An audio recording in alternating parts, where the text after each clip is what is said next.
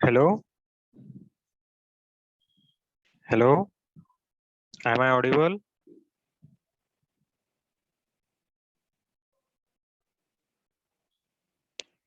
Hello, students. Am I audible? Yes, sir. Okay. Let's start the concepts of biology from the syllabus of board. Okay. So we will start with the first chapter from the syllabus of 11th. और यहाँ पे हमें सबसे पहले study करना है cell structure and organisation. अब in case of NEET and board, remember one thing, that the study of biology always begins with the study of cell. दोनों में, चाहे आप नीट का प्रिपरेशन कर रहे हो, चाहे आप सीईटी का प्रिपरेशन कर रहे हो, और you are studying only the syllabus of board, study of biology always begins with the study of cell. ठीक है. कंप्लीट बायोलॉजी में चाहे किसी भी एग्जाम के लिए प्रिपेयर करो, हमें स्टार्ट करना होता है from the fundamentals of cell biology. Let me check how many papers are here. Okay. So the fundamentals of biology with the first chapter from your 11th syllabus, the syllabus of state board, we have the cell structure and cell organization. Okay.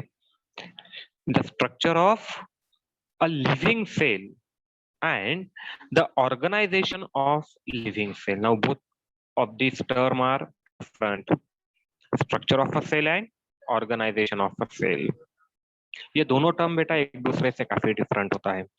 In case of a cell structure, it is related with the morphological study of a cell.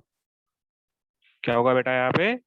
The study of morphological structure of a cell in different type of living animals, plants, bacteria, फंजा, ये जो भी category है living organism की, इन सभी category में cell का structure, cell का morphology अलग अलग होता है, साइज अलग होता है, सेल का शेप अलग होता है.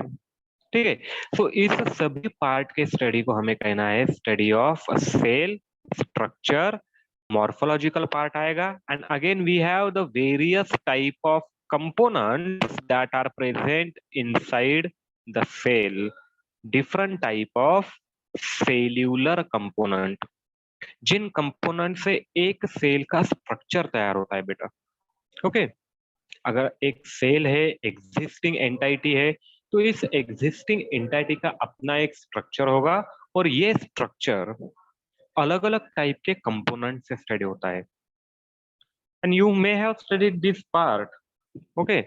8, 9, 10 study of animal cell, study of plant cell and their component. ये काफी फंडामेंटल स्टडी है, ये इससे पहले भी सिलेबस में आप लोगों ने किया है. तो यहाँ पे हमें यही से ही स्टार्ट करना है, cell structure and organization. And remember, from the syllabus of 11th we are going to complete only those topics, only those chapters which are important from the CET point of view. हमें जो 11 का syllabus लेंगे बेटा, इस 11 को syllabus में by keeping the CET in mind, जो आप लोगों को देना है आफ्टर योर 12th, अगर आप बायोलॉजी ग्रुप लेते हैं, बायोलॉजी ग्रुप से सीईटी देना चाहते हो, तो सीईटी के एग्जाम में जो भी चैप्टर इंपॉर्टेंट है, ये चैप्टर हम पहले कंप्लीट करेंगे यहाँ पे स्टडी में. ओके. तो should we go ahead? Are you comfortable?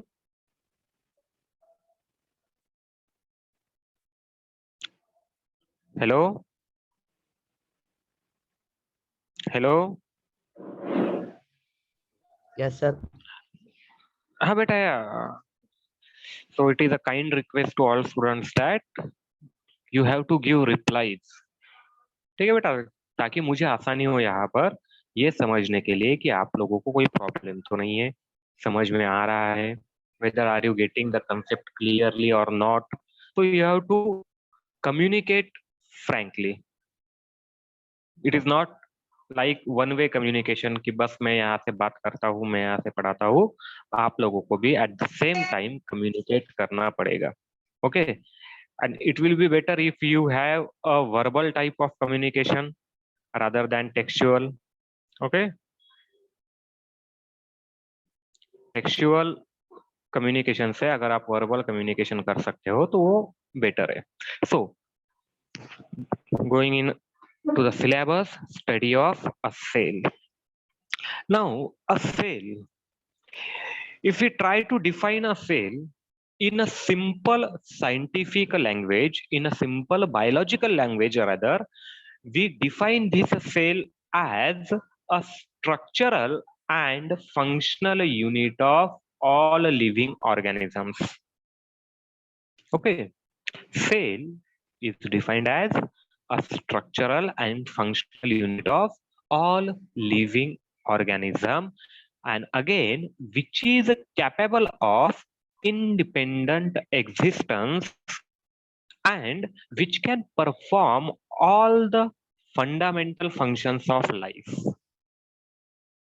Okay, तो सबसे पहले ये जो सेल का डेफिनेशन हमें दिया गया है, शायद आप लोगों ने इसे पहले भी स्टडी किया होगा, डेफिनेशन ऑफ अ सेल. तो इसी डेफिनेशन को हमें समझना है, अंडरस्टैंड करना है by conceptual way of learning.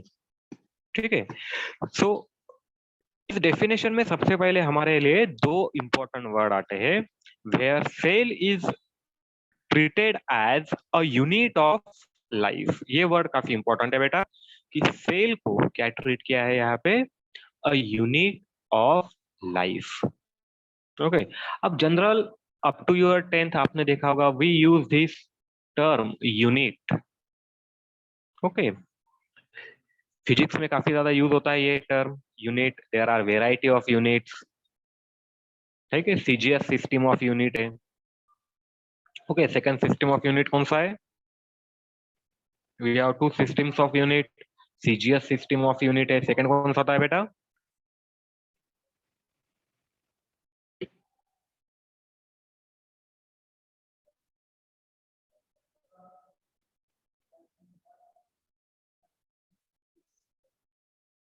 तो इसी टाइप से जो यूनिट के सिस्टम है, इस यूनिट के सिस्टम में cell is treated as a unit of life. Cell को यहाँ पे एक यूनिट के तौर पर देखा गया है, और ये यूनिट दो अलग अलग पार्ट में है.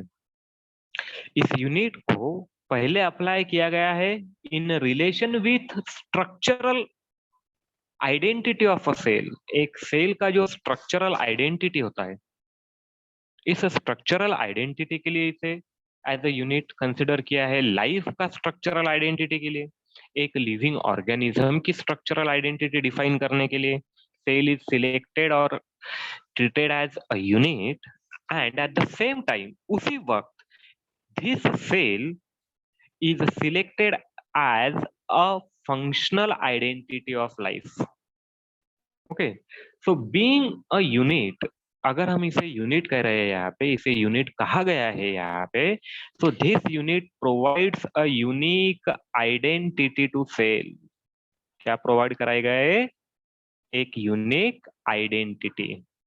ओके, और यूनिट हम हमेशा यूज करते हैं डिफाइन करने के लिए, in terms of quantity, in terms of measurement. Unit किस लिए यूज करते हैं बेटा हम?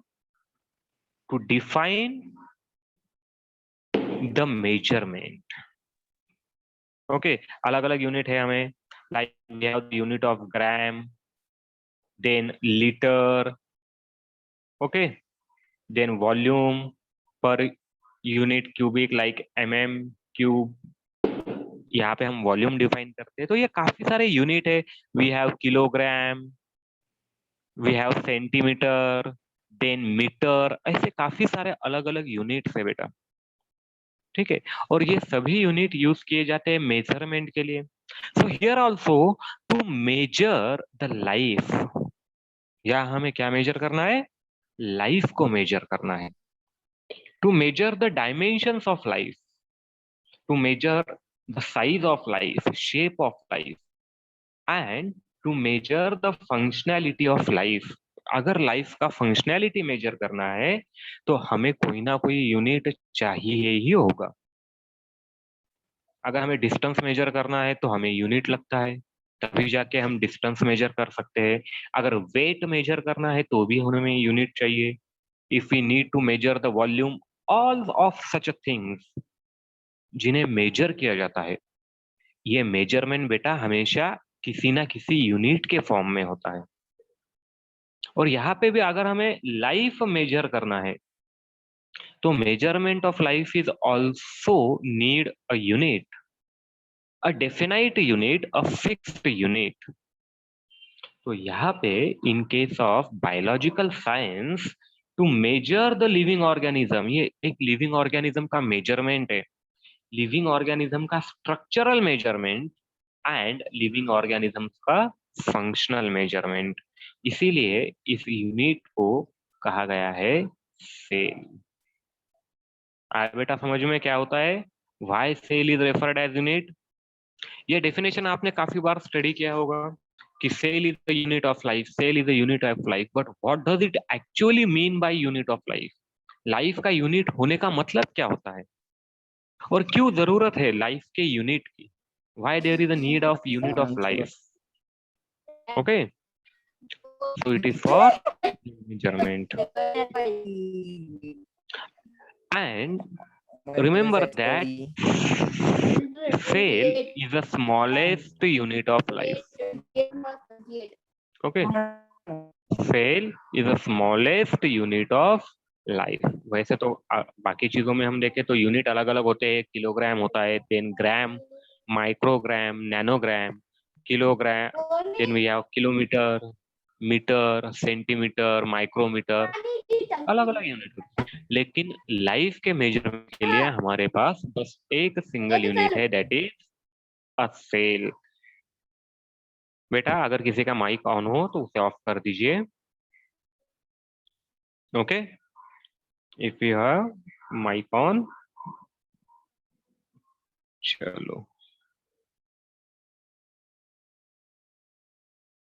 Now the next part.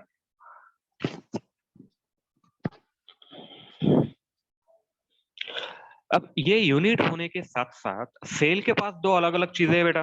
पहला, a cell is independent in it existence. एक सेल अपने एग्जिस्टेंस में इंडिपेंडेंट होता है and at the same time it perform all the fundamental functions of life. ये लाइफ के सभी फंडामेंटल फंक्शंस परफॉर्म कर सकता है. ये भी देखने स्टडी करेंगे हम, what does it mean by fundamental functions of life.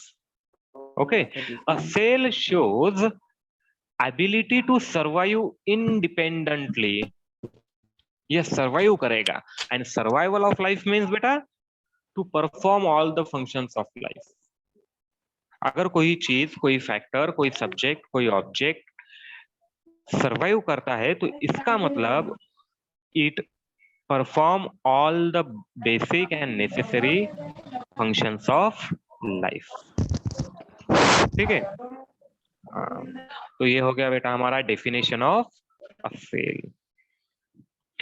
In case of living organism, जो भी बॉडी है, the structural part of living organism, जैसे हमारे बॉडी का अपना एक स्ट्रक्चर है, अलग अलग एनिमल्स बॉडी का भी अपना एक स्ट्रक्चर होता है, डेफिनाइट होता है हर स्पेसीज में एनिमल के. चाहे वो हायर एनिमल हो हमारे जैसा, या फिर whether it is a unicellular bacteria और फंजाई और पैरासाइट. एकदम सिंपल एग्जांपल ले ले बेटा हम अमीबा का, तो उसका भी अपना एक own definite and unique structure है. तो अलग अलग ऑर्गेनिज्म में इनके बॉडी का स्ट्रक्चर तैयार होता है एक ही फंडामेंटल यूनिट से, दैट इज सेल. इसे हम स्ट्रक्चरल यूनिट कहेंगे. The cell are composed with different type of material, अलग अलग टाइप के मटेरियल से कंपोज होता है, और यही सेल एक साथ मिलकर, अलग अलग टाइप के सेल एक साथ मिलकर किसी भी ऑर्गेनिज्म के बॉडी का स्ट्रक्चर बनाएंगे, चाहे वो ऑर्गेनिज्म यूनिसेल्यूलर हो, चाहे वो ऑर्गेनिज्म मल्टीसेल्यूलर हो। ओके बेटा,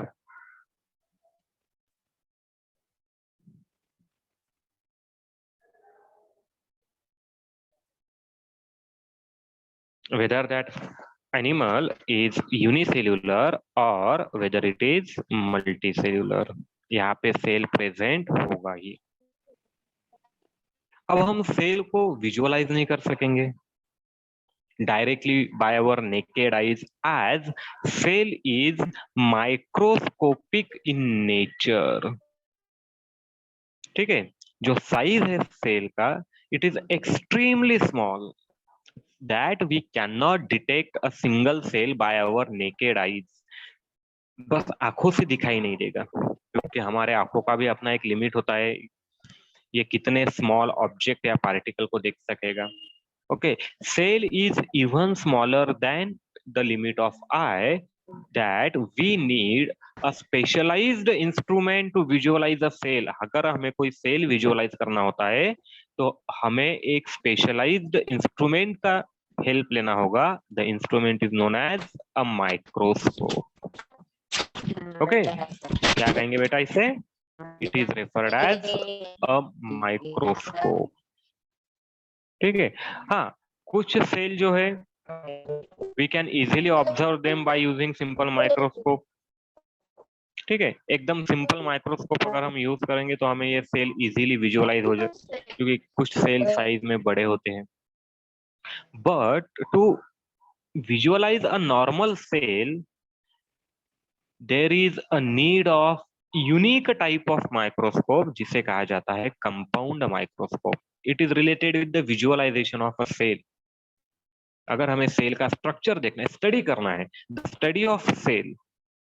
ओके, अगर हम सेल का स्टडी करना चाहते हैं तो सबसे पहले हमें बेटा उस सेल को विजुअलाइज करना होगा, खुली आंखों से देखना होगा, और ये तभी पॉसिबल है जब हम उसे देखने के लिए यूज करेंगे microscope. So the cell which are larger in size are easily visible through the simple microscope only. अगर हम बस एक सिंपल माइक्रोस्कोप यूज करेंगे तो इन सेल्स को आसानी से देख सकते हैं। But to visualize the normal cell, there is a need of a specialized type of microscope which is known as a compound microscope। और ये जो है microscope, it is depend on its magnification power। ये आपने शायद unit में study किया होगा, एक यूनिट है by the name of light, जहाँ पे लेंस का स्टडी होता है, इमेज फॉर्म इस तरह से होता है, उसका स्टडी होता है, और वहां पे ये टर्म आता है magnification power of a lens. Okay, which magnifies the image. ये ऑब्जेक्ट को बड़ा नहीं करेगा बेटा, ये क्या करेगा? इस ऑब्जेक्ट की इमेज को बड़ा करेगा। यही काम होता है किसी भी लेंस का।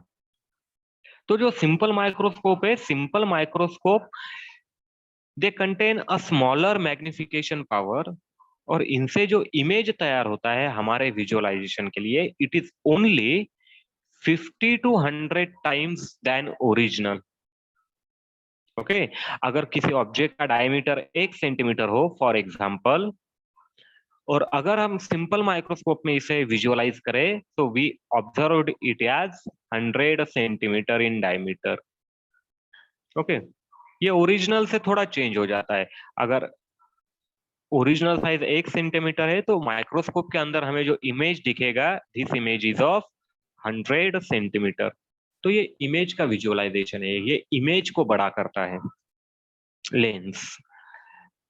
ठीक है, but in case of compound microscope यहाँ पे काफी हायर टाइप के लेंसेस प्रेजेंट होते हैं, having the higher power of resolution and magnification. ठीक है, जो इमेज का रिजोल्यूशन बढ़ाते हैं, जो इमेज का मैग्निफिकेशन बढ़ाते हैं, अप टू थाउजेंड्स और more time. Okay, 1000 or more times. So it is generally defined as the magnification power of microscope having various type of lenses, जहाँ पे अलग अलग टाइप के लेंस प्रेजेंट होगी, and it is denoted by a symbol x. Okay, so 10x means 10 time magnification, 100x means 100 time magnification, 1000x means 1000 time magnification of original image which is observed under microscope. जो microscope के अंदर हम visualise करेंगे इस image का magnification कितने बार होता है. 10x यानी 10 टाइम मैग्निफिकेशन. अगर ओरिजिनल साइज 1 सेंटीमीटर है तो वो माइक्रोस्कोप में हमें 10 सेंटीमीटर दिखेगा. अगर ओरिजिनल 1 सेंटीमीटर है और अगर मैग्निफिकेशन पावर 100x है तो image is magnified and modified up to 100 times. So it will be visualized as 100 centimeter. Okay, so to visualize variety of cell, these different type of microscopes are generally used. The cells which are larger in size are visualized under a simple microscope having a magnification power up to 50 to 100 times. Hello? Hello?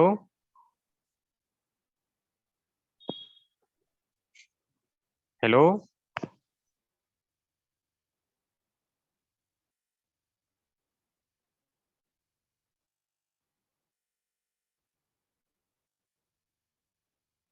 Now, the next.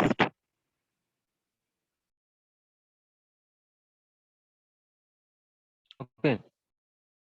And again, here we have a third type of microscope, a highly advanced and modified type of microscope, which is known as electron microscope, having a highest degree of magnification power. Okay, and this microscope can magnify the image up to 5 lakh times. Imagine 5 lakh.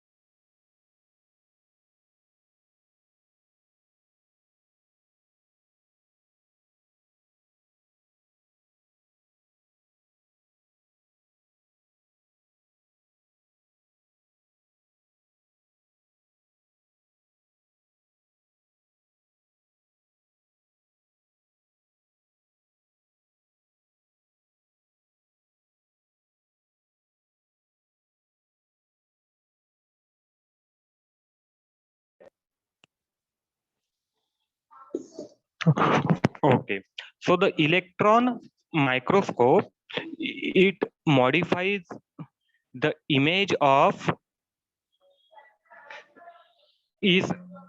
modify the image up to 5 lakh times. Modify करता है image को up to the 5 lakh time. Okay.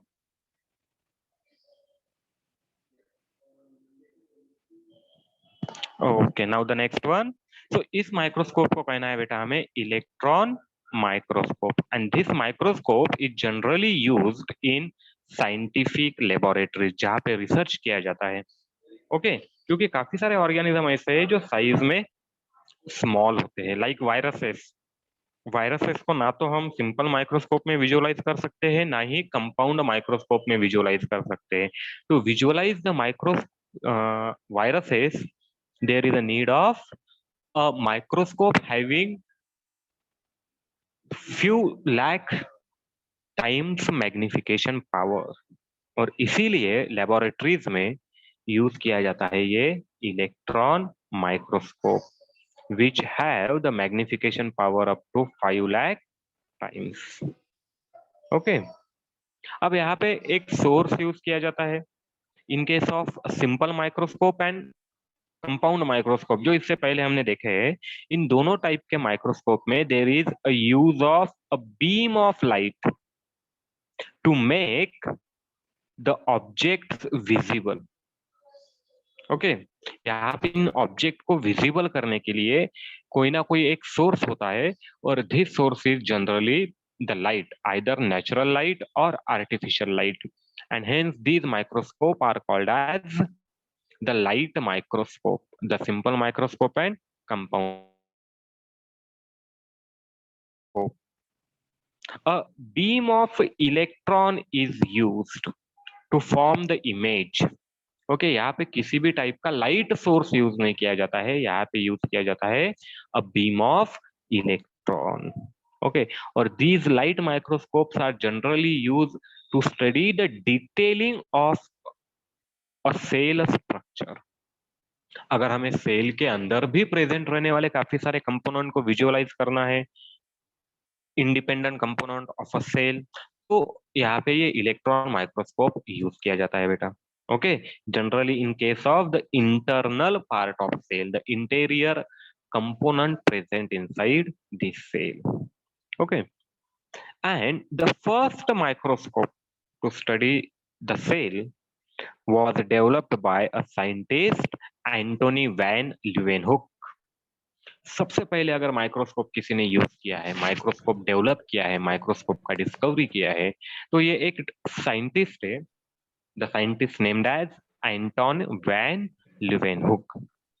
During the 16th century, okay, Leeuwenhoek ने इस microscope को discover किया था, और यही सबसे पहला वो पर्सन है जिसने लिविंग मटेरियल को अंडर माइक्रोस्कोप विजुअलाइज किया है, एंटोनी वैन ल्यूवेनहुक ने। And then there is a discovery of cell after the Leeuwenhoek.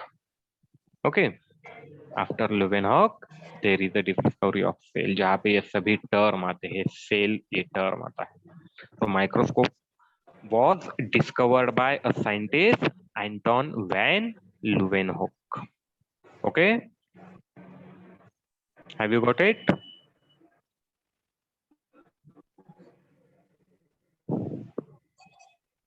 Okay. So in case of a cell, now the study of cell is in general called as cytology. So we are studying a different part of biology here. The cytology is a branch of biology that deals with the study of cell. सिर्फ और सिर्फ इसका study होता है, cell का study होता है, चाहे वो प्लांट का सेल हो, चाहे एनी टाइप ऑफ बैक्टीरिया और अ फंजाई और अ पैरासाइट। इन सभी लिविंग ऑर्गेनिज्म में प्रेजेंट होने वाले अलग अलग टाइप के सेल, उस सेल का स्ट्रक्चर किस टाइप का है, इस सेल का फंक्शन कौन सा है, जहाँ पे ये सभी टाइप के स्टडीज किए जाते हैं, this particular branch of biology is known as a cytology, the branch of biology that deals with the study of a cell is known as a cytology. Okay, and according to the cytology, in case of living world, अगर हम entire living world देखें, तो living world में there is change in the shape and size of a cell continuously in different type of organism. अलग अलग type के organisms में cell का साइज, सेल का शेप, सेल के स्ट्रक्चरल प्रॉपर्टीज, सेल के फंक्शनल प्रॉपर्टीज वैरी होते हैं। कोई भी दो सेल का शेप सिमिलर नहीं होता है। There are variety of cell which are different from each other. जो एक दूसरे से काफी अलग है, क्योंकि उनका स्ट्रक्चर अलग होता है, उनका फंक्शन अलग होता है। So all this type of cell, अलग अलग शेप दिखाई देते हैं बेटा हमें, अलग अलग टाइप के ऑर्गेनिजम्स में, एनिमल्स में, प्लांट में, बैक्टीरिया में। ठीक है। Cells are spherical in shape, एकदम स्पेरिकल होते हैं, सर्कुलर होते हैं, और they may be rectangular in shape. The cells are of these shape, इस टाइप के भी सेल होते हैं, रेक्टेंगुलर होते हैं। The cells are flattened, okay, एकदम फ्लैट होते हैं कुछ cell. Few cells are polygonal, having this type of structure, कुछ सेल का स्ट्रक्चर इस टाइप का भी होगा। पॉलीगोनल सेल होते हैं, ओवल होते हैं, triangular in shape, conical in shape, columnar in shape, okay, curved in shape, spiral, कुछ सेल तो बेटा ऐसे भी होते हैं, spiral shape cell, okay. It is also a type of a cell. देखो किस टाइप से, एकदम स्पाइरल है। Few cells are oval in shape, egg like, columnar, tall cell. So in different type of animal, different type of plant, the cell shape generally varies, generally changes. Okay, and according to the change in size of a cell, जैसे cell का size change होता है बेटा, उसी तरह से shape भी change होगा। Okay, so the cell size varies greatly, क्योंकि ये दोनों का एक दूसरे से डायरेक्ट रिलेशन होता है, the size of cell and the shape of cell. अगर किसी सेल का शेप बड़ा है तो जनरली उस सेल का साइज भी बड़ा होगा। अगर किसी सेल का शेप स्मॉल है, साइज स्मॉल है, तो उसका शेप भी स्मॉल ही होगा। Okay, so size and shape of a cell are directly related with each other, ये दोनों भी एक दूसरे से डायरेक्टली रिलेटेड होते हैं। And also they get varied, अलग अलग टाइप के सेल का साइज वेरी होता है और शेप भी वेरी होता है, साइज में भी चेंज आता है और शेप में भी चेंज आता है, और ये सभी टाइप के लिविंग ऑर्गेनिजम्स में होता है। एनिमल, प्लांट, ये तो हमारे हायर ऑर्गेनिजम्स है। जो लोअर ऑर्गेनिज्म है like bacteria, fungi and the parasite, इनमें भी they show a great variety in case of cell size and the cell shape.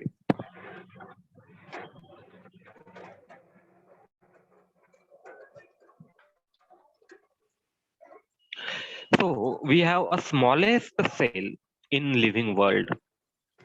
Living organisms में जो सबसे स्मॉलेस्ट सेल होता है, ये एक बैक्टीरिया का सेल है बेटा।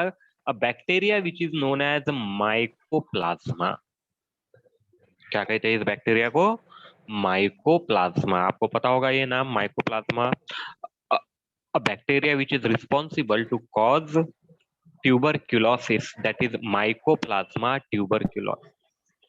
ये माइक्रोप्लाज्मा होता है, माइकोप्लाज्मा के स्पीसीज को बिलोंग करता है, और इसका साइज सबसे स्मॉल है सेल में, having a length of only 0.3 micrometre, even smaller than millimetre.